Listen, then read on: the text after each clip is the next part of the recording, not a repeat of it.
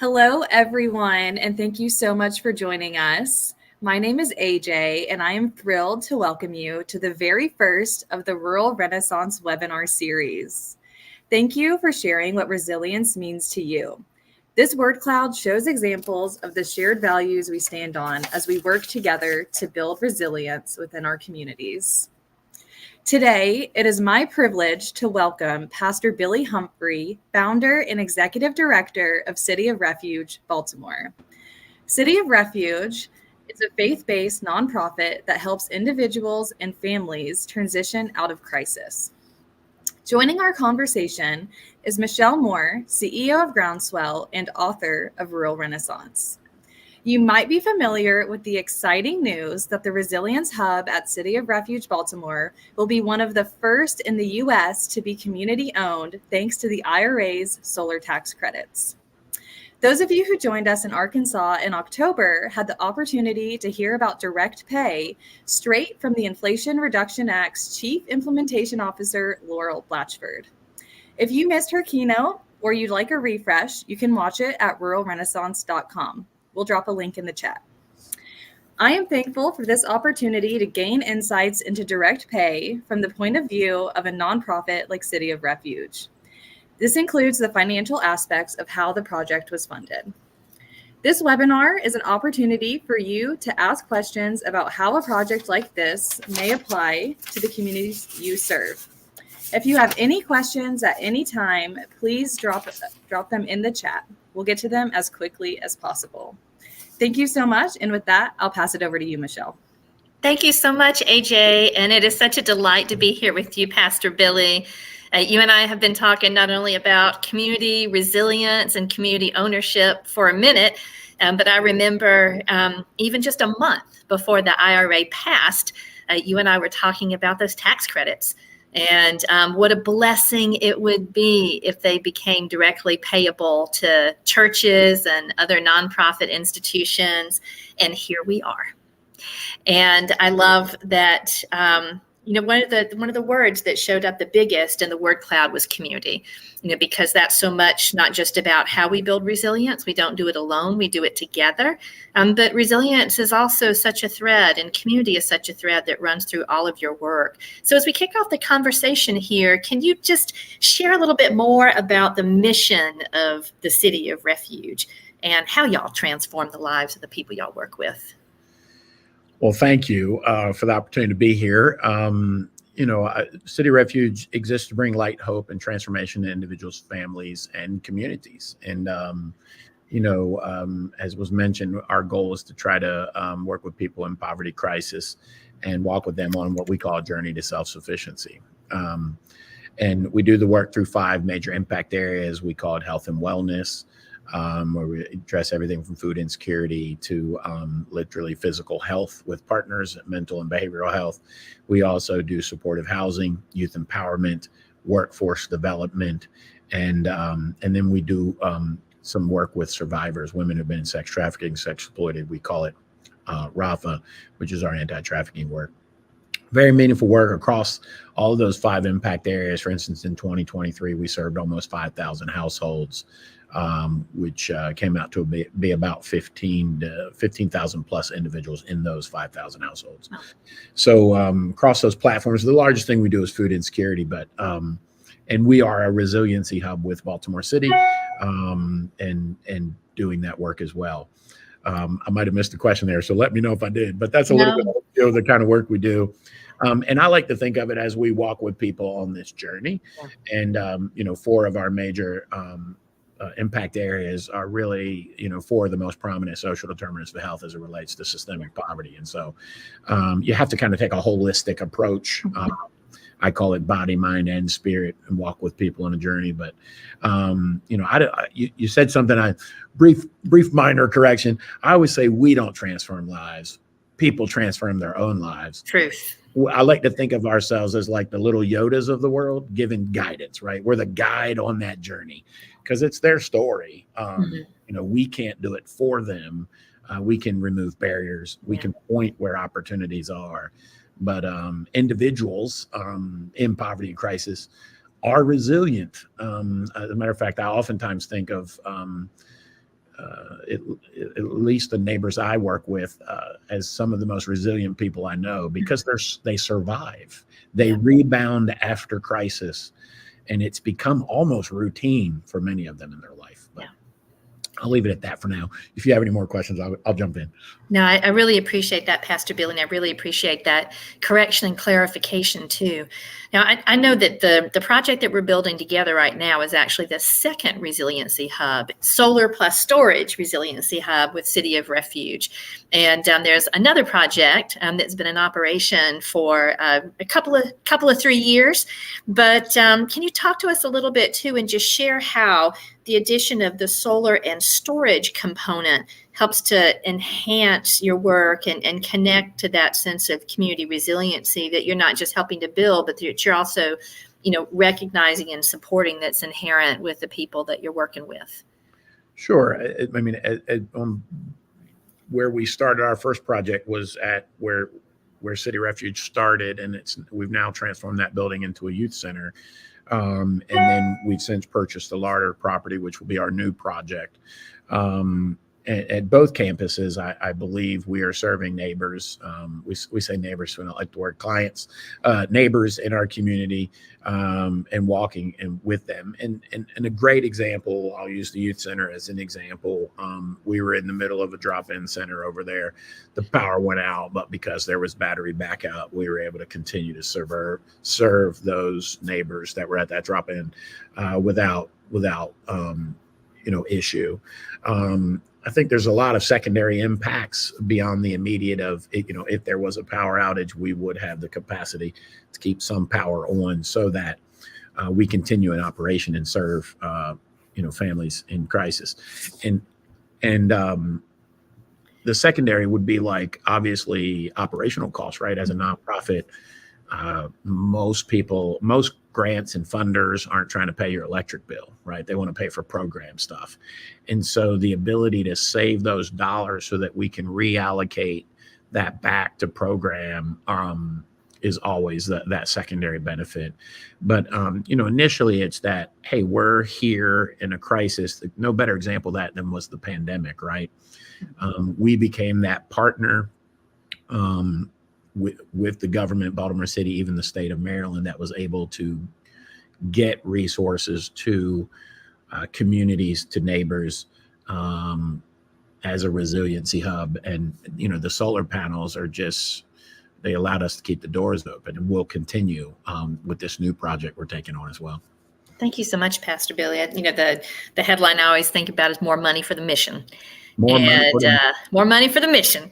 And it's also such a powerful demonstration that when the lights go out, and they do go out, despite our utility partners priority around resilience and 100% uptime, storms happen. Storms are happening more often, and often in our more vulnerable communities, our rural neighbors included.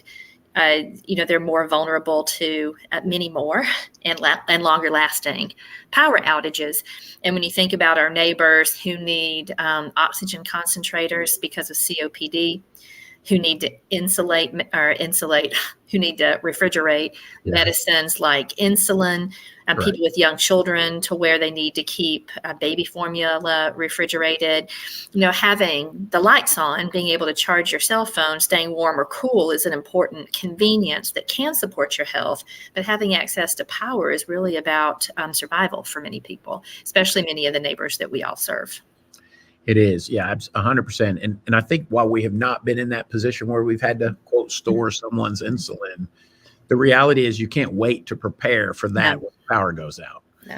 So we're preparing for that in advance for the anticipation that is real and possible. And when it does, it's going to save lives. It's going to protect community and individual lives. Yeah, absolutely. 100%. Now let's get a little geeky, and let's start talking about this. I know. The tax credit and community ownership, really the power of community ownership. And, for those who are joining us today, and these are, waters that we've all been swimming in for a little while, as wonderful as the tax credit, the solar tax credit has always been, to help get projects across the line. The reality is that until the Inflation Reduction Act, until this awesome new policy, went into effect, tax credits really pay, they pay the wealthy to be landlords for those who don't have wealth, right? Because tax credits could only be used by those with enough taxable income to have tax appetite. And that does not include community-based organizations. That does not include faith-based organizations. It also doesn't include municipalities and other non-taxable entities. So the direct pay, which the IRS also calls elective pay, is a total game changer for community ownership. Because for organizations like all of ours and many others, it means that we can directly receive the value of those tax credits instead of having to go through a tax credit investor as an intermediary. And while we appreciate and are just so grateful for the tax equity partners we've worked with, they have to make their profit too. They are for-profit entities by definition, and that means that as a non-taxable or a nonprofit institution, you end up paying a little bit more than folks who have wealth. And so, Pastor Billy, can you talk a little bit from your perspective, from City of Refuge's perspective, about the power of community ownership and really what this means to you and what this means to mission, and then we'll dig in a little bit more to the structure.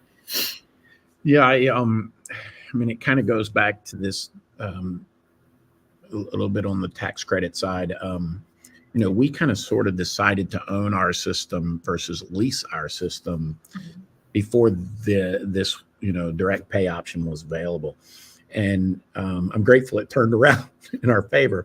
But, there was a gap in financing, and for a lot of nonprofits and community-based organizations, they might not have the capacity to maybe, we had a grant to partially fund the project, but there was a gap, and the real easy part would have been to lease. And in that context, that for-profit company who was sort of fronting that money we'd have had to sign a lease with them and pay that money. So yes, we would have the cost savings of the solar power, but at the end of the day, we would still be paying a lease on top of that. And at the end of the lease, then you have to kind of buy out the system, right? Depending on how the lease is written. So we decided that I was like, I don't know where I'm going to raise this gap, but I'm going to raise it. And I was like, I want to own this because I want us to maximize the benefit of that solar energy and sort of just own it. And then of course that goes back to that conversation Michelle mentioned when we were talking, right? And we're like, man, it's a shame nonprofits can't get that credit. And I think it was about 30 days later or so that that bill was passed. And how wonderful it's been, to know that that's on the horizon. We haven't quote received that credit yet, but we are in process. We're in line, shall we say, for that, and looking forward to see what that looks like at the end of the journey. But we also qualified for, I call it the kicker, in that we are in a disadvantaged community. I'm sure you probably could geek out with the exact language of that for me, Michelle, but it was sort of a bonus on top of the tax credit because our community solar is actually in a community that is otherwise underserved. And so I guess you'd say the stars aligned, a little bit of favor, a perfect storm in that sense, but very grateful that we get to kind of charge ahead and be a part of this. And I think for us, it's just, I didn't want to have an electric bill and a lease bill, and to think that somebody else was getting all those tax credits, plus I was paying them money, kind of disturbed me, and I just sort of felt a kind of way about it, and wanted to make that right. Yeah, no, it makes sense. I know that among Groundswell's many partners, we do have partners that choose to sign a PPA, to lease rather than own. Because it's easier, because they don't have the O&M capability. So it's a choice, but it is such a powerful option that, organizations can choose to own now and get that, as you say, that tax credit directly payable to you. So I'm going to geek out a little bit, and I'm going to use all the geeky words. So just for everybody on the, on the webinar with us today, and I want to again just express appreciation for Pastor Billy for the courage and the commitment to really pioneer this terrain, to be able to share the story with others. But Groundswell's role in this has been to be a development partner. And so Groundswell has worked alongside, City of Refuge and our many other partners in getting this project done, to help apply for 48 little e for the LMI community's bonus tax credit, which has been, which has been given the green light for this project, as Pastor Billy mentioned, and also to pre-register for direct pay. And both of those processes are now open for business on the IRS website. And there is a little bit of paperwork behind it, but it is a process.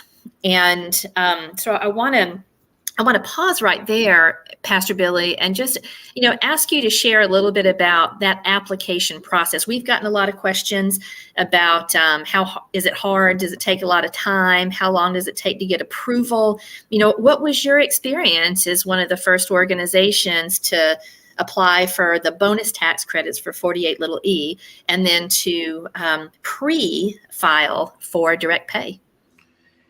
Yeah, it actually wasn't too bad. It's like any kind of online portal, and it was, asked a series of questions, some general information about us, some technical information about the number of kilowatts hour, the battery storage system, kind of where we were in the process. It was pretty straightforward. So up to this point, it actually wasn't too complicated.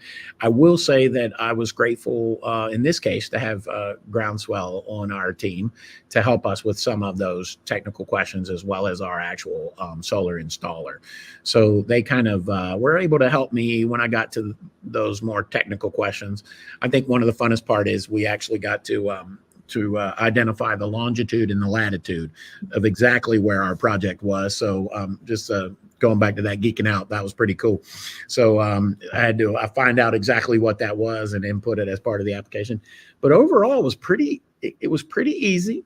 Mm-hmm. And there's a great notification system that kind of notifies you based on the steps in the process. So there's a variety of steps in the process. Around your kind of application is accepted, it's approved, and then it's kind of goes to the next step. And so we're kind of in that journey. And so far, it has actually not been too complicated, I would say. That's wonderful, Pastor Billy. We're getting some questions now about links to registration for direct pay, and I'm going to look to AJ on the team and our colleague Alicia to help get those links into the chat as well. But I have been, really appreciative of the work that the team at the U.S. Department of the Treasury and the IRS has done as well to make this straightforward and pretty easy and also accountable. So they're both of those, both of those requirements are being met. I also want to talk a little bit about, what the benefit of the process has been from our perspective. And I'm going to come back to you with a question about how you've done the gap financing. So having this pre-filing and the application process for direct pay and for 48 little e for the bonus tax credits is really important in terms of getting assurances on the project. Because when you're building these things, like, you want to know as soon as possible if you're going to be eligible for the extra 10 or even 20% on top of the 30% base ITC or solar tax credit. And so having that assurance up front in the process, as soon as you have, the information that's necessary to actually file, is very powerful. But that said, the way that the tax credits work, you get the value of the tax credits after the project has actually been constructed, after the project has achieved PTO, which basically means it's operational. We flip the switch to on and the project is working. Pastor Billy, how have y'all approached financing construction? Because there is some financing that was involved up front, before you get the money to pay it off. Yeah. So we actually went to a CDFI, which is kind of a new kind of model as well, community development financial institution, I believe. And we did a short line of credit to kind of make sure we can launch the project. We do have a grant funding the majority of this project. And so for us, it was that, most our grant is with Maryland Department of Energy, and it was a reimbursable grant. So it was kind of this, okay, not to implicate impact our cash flow. We did a short, small line of credit with the CDFI to kind of help us get the ball going. And then, now that kind of billing process is underway. So, and then regarding our gap, so our grant was funding probably about 75% of the project, I guess. And we had a gap of, I think, 120,000. We weren't sure exactly what this credit would be, but the thought is, hey, I might have to put that money out there, but this credit might fill a large portion of that gap. And we were fortunate in that Baltimore City is, it seems to be somewhat leading, one of the leading cities in the nation regarding the Resiliency Hub motto. And we were able to follow up with another grant that ultimately came from FEMA regarding resiliency, and we're actually able to supplement and enlarge our project, which actually helped us fill in that gap as well as expand the project. So really exciting for us to see how this thing kind of rolls out and how it ends up. But it's been fun. It's been fun. I can't wait to I got pictures, like sketches of what those solar panels on the roof are going to look like, but I'm ready to get them up there, and we're about to start. So that's good. That's awesome. That's awesome. And I want to talk a little bit too, just about the team approach here, because this is something I imagine many of the folks on the call with us today have experienced too. And it's very typical of Groundswell's projects and Groundswell's partners, in working in under-resourced communities, what the federal policies around this stuff called disadvantaged communities, you often find all sorts of gaps that have to be filled. Gaps because the infrastructure, like the electrical infrastructure, hasn't been invested in a long time. So interconnection costs may be higher. You may have to upgrade the electrical services to be able to plug your solar panels in. Another challenge that we often find is the need for roofs to be upgraded, either repaired or replaced, to be able to proceed with the project. Because whether it's a church or a faith-based organization or community-based organization, multifamily housing, residential home, when you're living in communities that are just kind of getting by, you don't have a lot of disposable income to fix stuff until it really breaks. And so many times that infrastructure has to be invested in and repaired and brought up to contemporary standards to be able to enable the new technology. And then also, as you noted, the City of Baltimore is a national leader and pioneer in community resiliency hubs. The Maryland Energy Administration has been an extraordinary, faithful partner in building this program out over many years. We have Soul Systems, who has been a partner as well, providing gap funding to fix some of the stuff you have to fix to be able to then finance the project on top of it. We've been grateful to partner with Wells Fargo, who's providing funding support to be able to really, capture the model that we're using here and propagate it, for many to use, so that this isn't just one project. This project yields a financing model and a set of financing tools that help many, many more organizations do exactly what you're doing, Pastor Billy. And we have other Maryland-based partners like Hannon Armstrong. We're helping to support the costs of other organizations doing the technical due diligence that's required to get to a resiliency hub. So it really does. I know that this is almost cliched to the point of hackneyed. It takes a village to get this done. It really, people working in values alignment and service. Can you share a little bit, just Pastor Billy, the experience of braiding and blending, or really working with us to build that layer cake? So there's sources of funding and financing that match the needs. And then I want to come back and to talk a little bit more about the partnership with Rochdale Capital, the community-based lender on the construction financing side.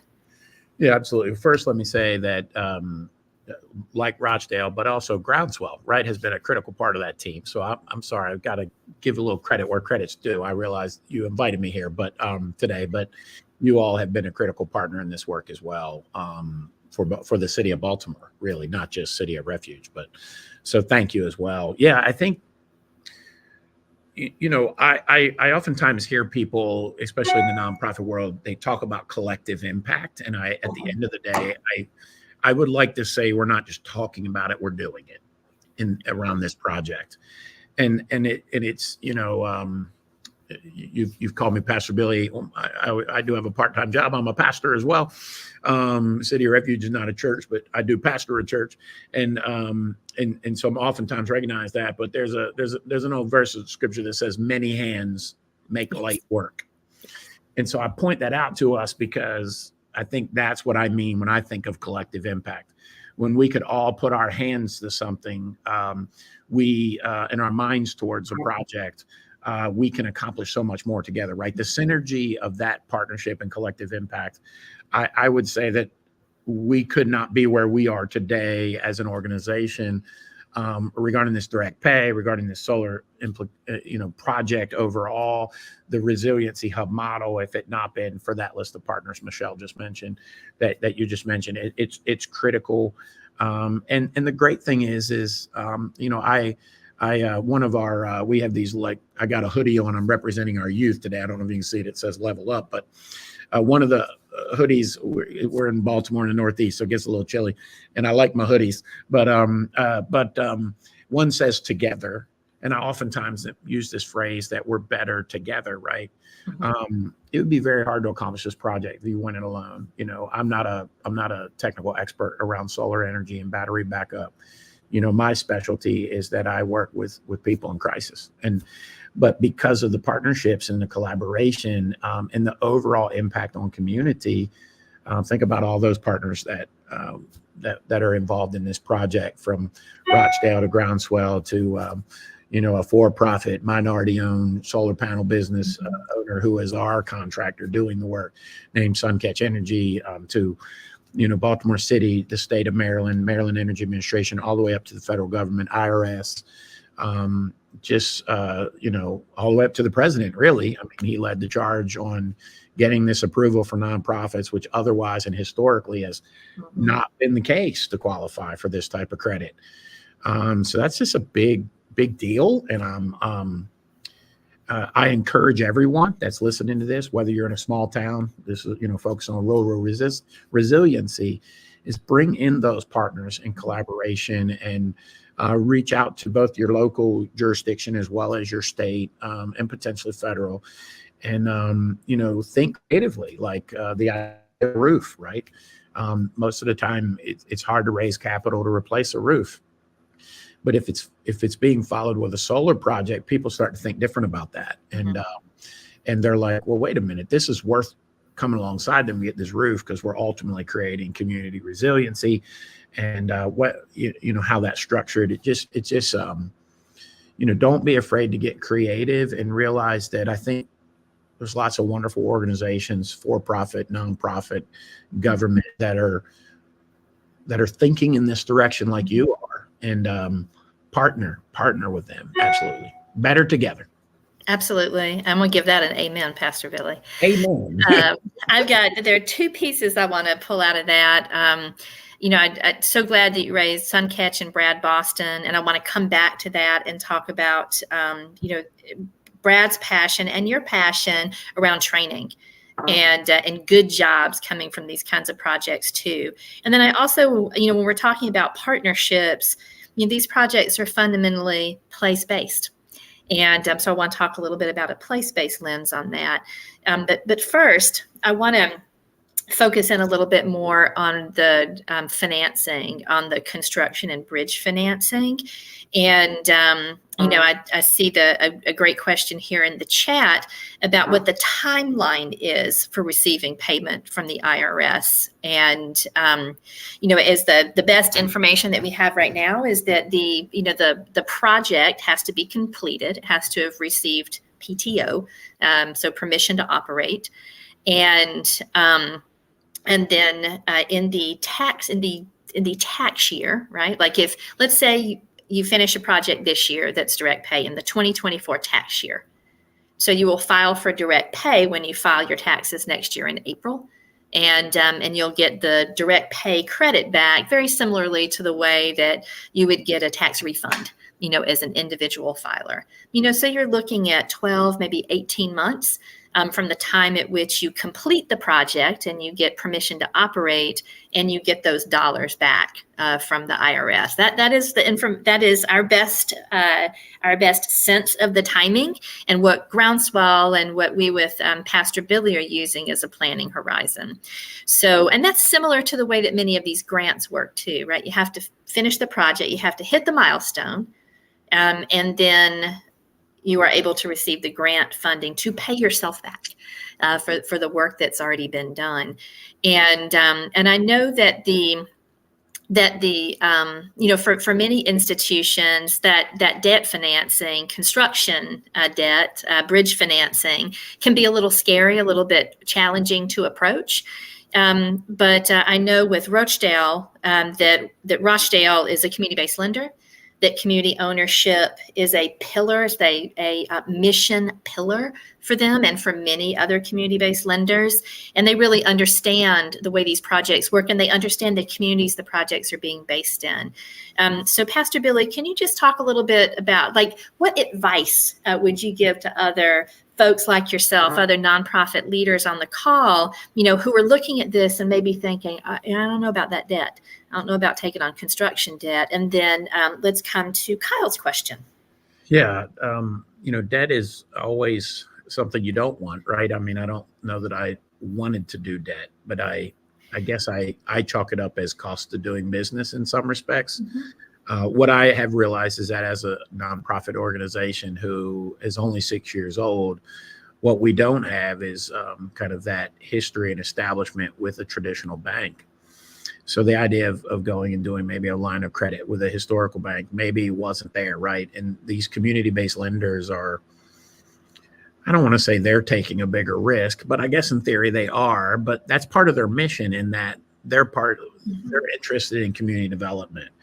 And they're making an interest, but I don't think it's an astronomical number. I don't think, they're not a payday lender. They're not.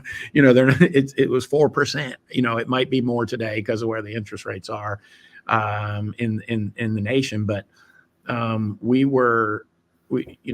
that was such critical gap because we didn't have access to the capital otherwise to move the project, to start the project, to launch the project.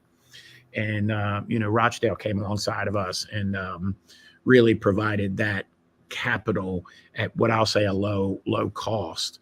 Yes, I have to work to pay that interest for sure. Yes, we will repay that debt for sure. But, it helped us keep the project moving and on time, so that, as you mentioned earlier, delivering and meeting milestones that you commit yourself to, especially if it's a grant funded project, right? I mean, if it's out of pocket, I guess you have a different kind of liberty. But if it's a grant funded project, or if you want this direct pay, right, you got to get the project done before you can really do it. I will add that you can pre-register, right? You can pre-register, you can begin the process, so that once that project's complete, you can, kind of notify.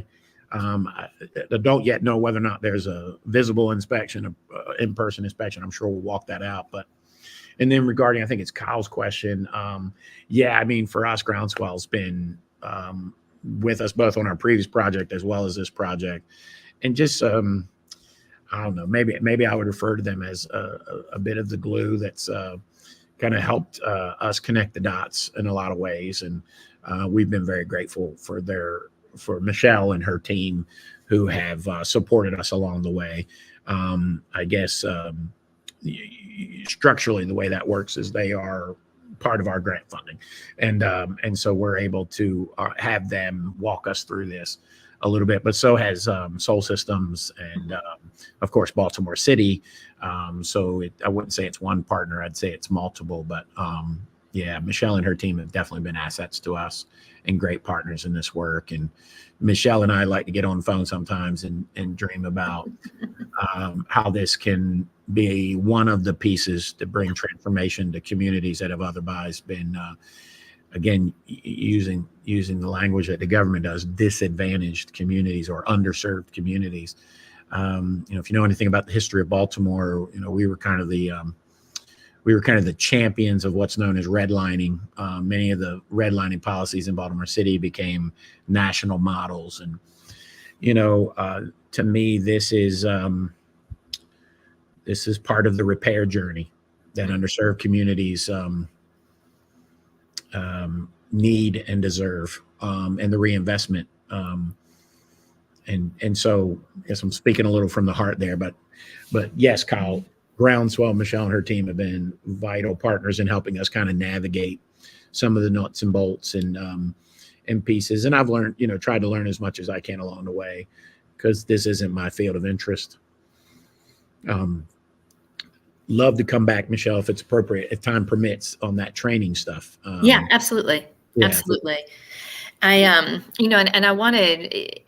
so glad that you talked about the importance of reparative investment in community, because that is part of what this work is for Groundswell as well.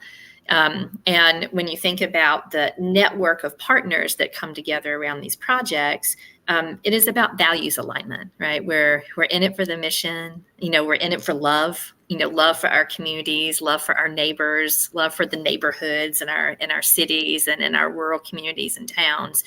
And to your question, Kyle, it's a lot. I mean, there is a lot. There are a lot of moving parts, but it gets easier after you do it the first time. Yeah. And part of our work and part of what, as Pastor Billy shared, he and I dream about is how can we go from one to many? How can our work help to equip others? How can we share, like through things like this webinar? How can we share our financial models and, our experiences working with CDFIs and community-based lenders? Other folks who are values aligned with connecting these energy projects with community development, not just with the value of the clean energy itself.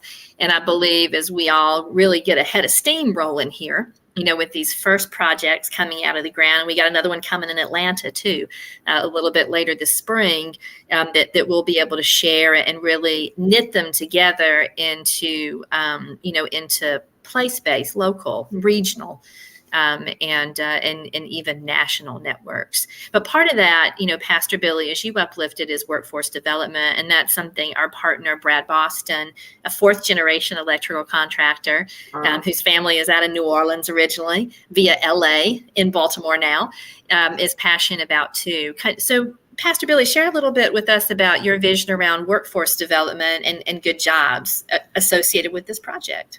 Yeah, through our first project, when Brad was installing on what is now our youth center, I got to see his team, his staff engage in the work, and I guess I knew what the contract was, right? We had a contract with him, but I got to talk to him about the industry of solar panel installation, and it's obviously a little bit electrical. It's sort of its own unique clean energy solar panel. A little bit roofing, right? You're climbing on roofs, as well as the technical side around the batteries. And so I got to thinking, man, there's good paying jobs there. And of course, it's not hard to see that we hope, right? There's a movement and a revolution around green and clean energy, as we would say. And so I thought, man, there's a lot of jobs coming. And again, we work with people in crisis. So for us, I remember having the conversation with Brad, like, man, I realize we're in on this one, but if we ever do this again, we got to figure out how to create a job training module where we can, because you can't just be an electrician or you can't just be a roofer. Maybe you can and do part of the job, but you kind of have to it's a unique field, right? And so, we got to talking, him and I and another nonprofit here that's a resiliency hub. And long story short, we are creating a job training module where we're going to train workers from our communities to be a part of the staff that will eventually fulfill these for-profit, nonprofit, solar installation, because a good paying job is the best way out of poverty, right? And it's what I call a poverty breaking job. And the other thing I would add is that Baltimore City, through our resiliency hub, and ultimately from FEMA through Maryland Department of Emergency Management, the city received, I think it was $7.3 million to build out these solar projects around the resiliency hubs, on the resiliency hubs. And so as, again, a part of that, that's a lot of jobs. And why not keep those jobs local? Yeah. Why not have Baltimore City residents trained and equipped to take these jobs and to make a living? 7.3 million over 17 projects. It's going to take a little while to get all of them done with permitting, et cetera, et cetera. And why not prepare people from our own community to benefit in a secondary way? Again, community impact, community resiliency. Now we're creating high-paying, poverty-breaking jobs for our neighbors. And so we're building that out now. So that's really exciting.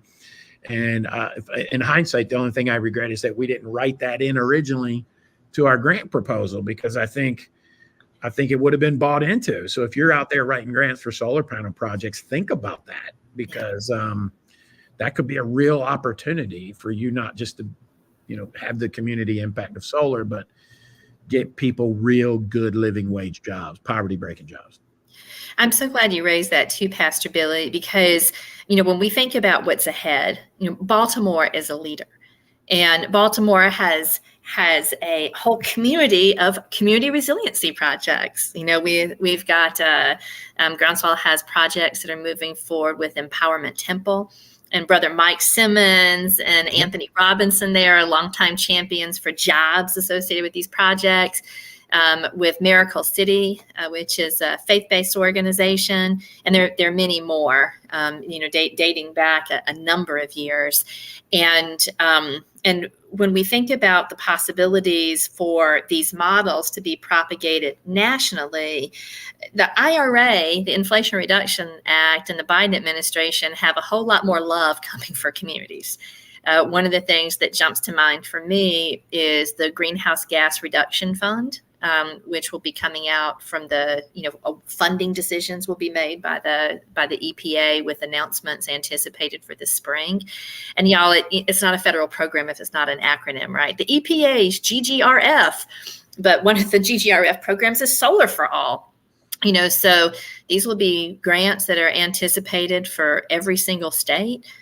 Several regional grants, grants specific to tribes and U.S. territories, that are really there to pay down the cost of solar infrastructure and the roof repairs and stuff that go with it, to make sure that, disadvantaged or under-resourced communities have projects in the communities that are creating jobs in those communities and that are generating deep savings too. I think our experiences together show that, about half, up to half, I'd say 30 to 50% of these projects can be covered by tax credits now, praise the Lord.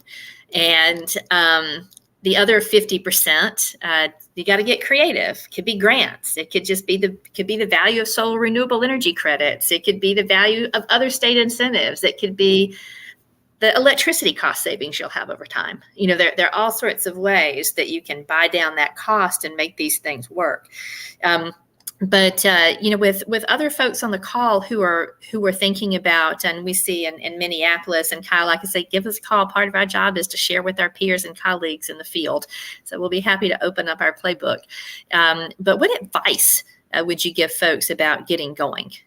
If you want a resiliency hub that's community owned at your church or at your nonprofit, if you want to create a community resiliency hub program in the place that you live, what's your advice, Pastor Billy? I think, first of all, become a student, right? Keep learning, never stop learning. I think the other thing is, there's a lot of great churches, community-based organizations, nonprofits that are out doing the work of community resiliency already. And if you're one of them, I would say, I understand the grind. I'm with you. But as much as that's a grind, I know you're out there hustling, right? You're working hard to get it done, and you're trying to serve people, right? Resiliency at its simplest definition is the ability to come back from something, right? When we were doing that, the word thing in the beginning, I put the word survival because I oftentimes think of resiliency as survival. And, if you're out there and you're doing it, you got to, yes, it's a risk. You take a chance. There's a lot of things I didn't know. There's probably a lot of things I still don't know about all this. Thank you, Michelle and your team, and Brad and his team, and the city of Baltimore.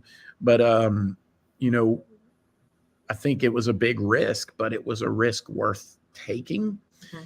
And seeing the impact, foreseeing the impact. We completed that small project on our youth center, and, it more than cut our energy bill in half. And it was a smaller project, right? I don't yet know fully what the impact of it, what it will be on our basis. But, I've been able to take those funds and reallocate those back into direct service to our neighbors, and, to continue to strengthen our organization. And I would just say, don't be afraid to take a chance. You're already out there grinding and doing the work, and you're hustling and getting it done. So at the end of the day, jump into this. If you need a partner like Groundswell, or if there's one in your community, some cities, this idea of resiliency hub, as it relates to a kind of a construct, I think is probably sort of new, right? Mm-hmm. But it's not new in the sense of practice. I think churches and nonprofits and community-based organizations and faith-based organizations, and some government municipalities through their departments of social services, especially in rural towns, have already rolled up their sleeves and are doing this work. You're helping neighborhoods bounce back from a crisis.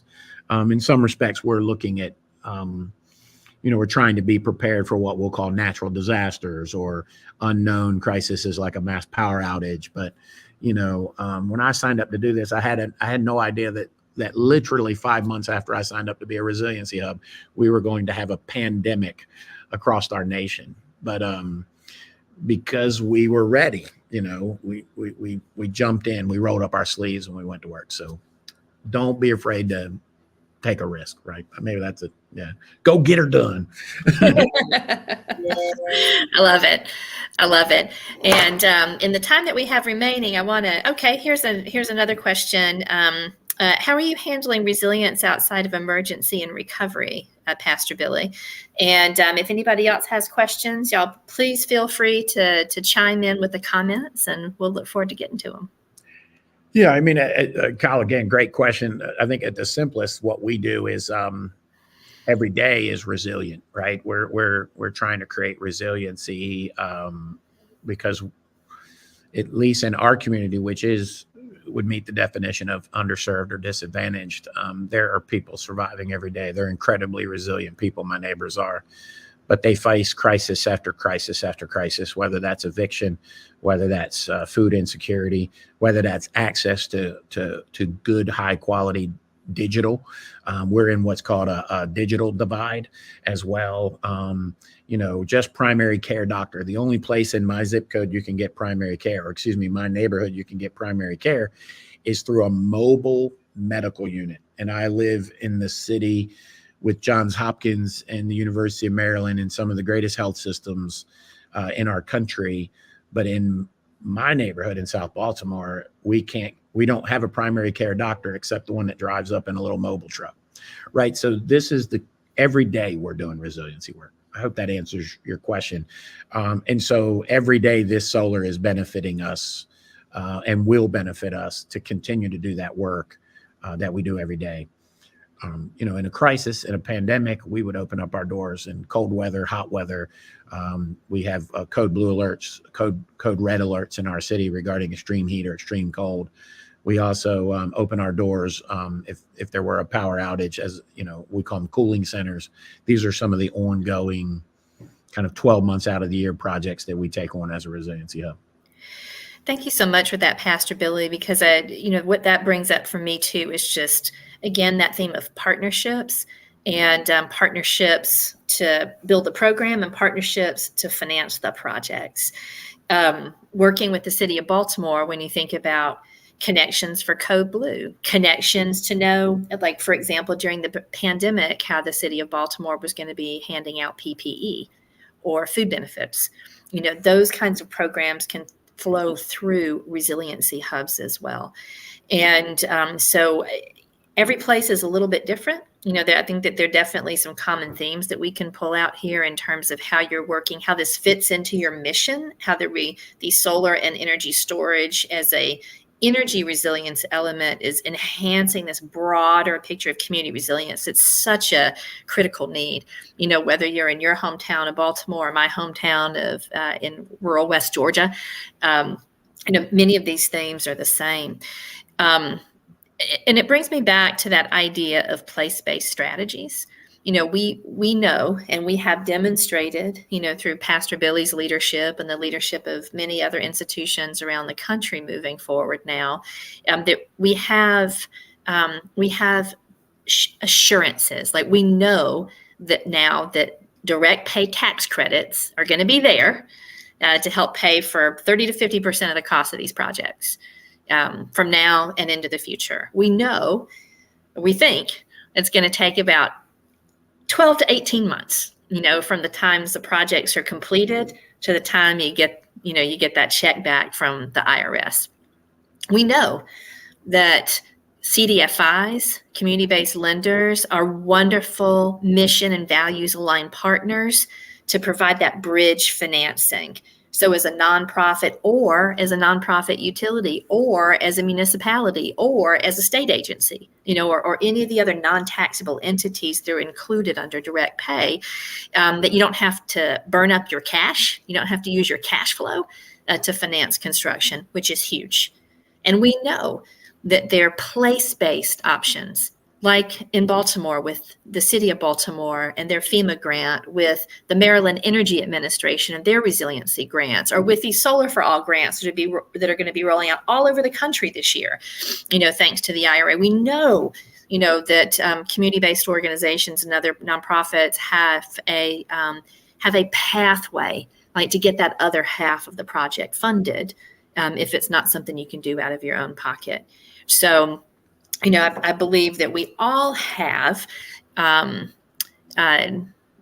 extraordinary moment of opportunity, some incredible examples to follow, and the emergence of really a playbook around how to get this done. And with gratitude, we've got a lot of other organizations around the country who are investing in this place-based work too, who can be the local anchors, the captains of the resiliency ship, if you will, to help get more of these programs rolled out. As we approach the top of the hour here, I just want to invite, if there are any other questions, to place them in the chat. And otherwise, Pastor Billy, I am going to ask if you have any closing remarks that you would like to add.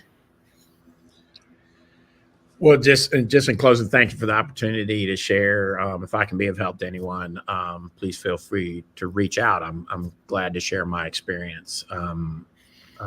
While it is not complete and over yet, I'm glad to share the journey as I understand.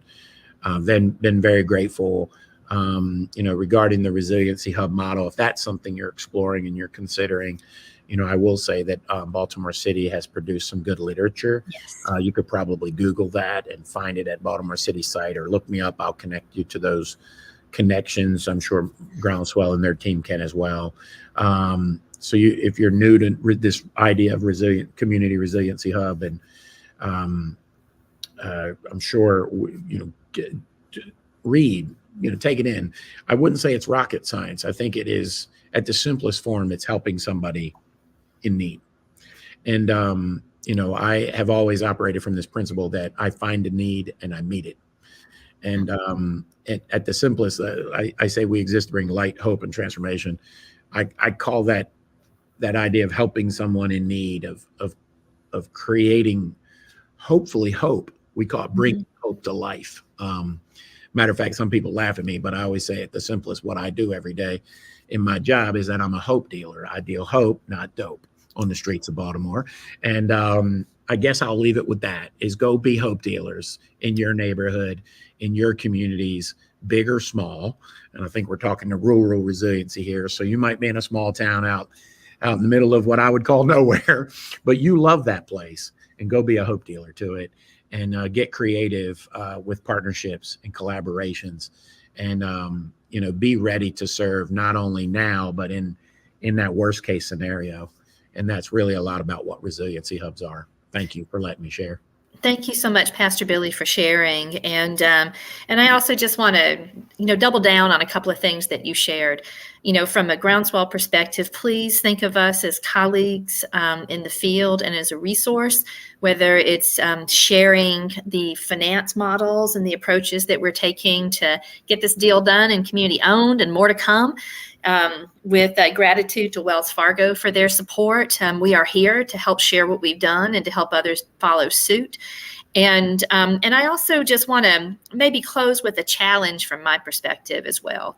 When I think about community resilience, and I think about the role of our community-based organizations, faith-based organizations, churches, municipalities, there is so much good that is possible. And thanks to direct pay, and thanks to other resources coming from the IRA, and thanks to community-based lenders, we have tools that we have needed that we have never, ever had before, so that we can literally own our own power. We can literally own our own power, keep all the benefits in our pockets, and instead of having to pay somebody else for the privilege.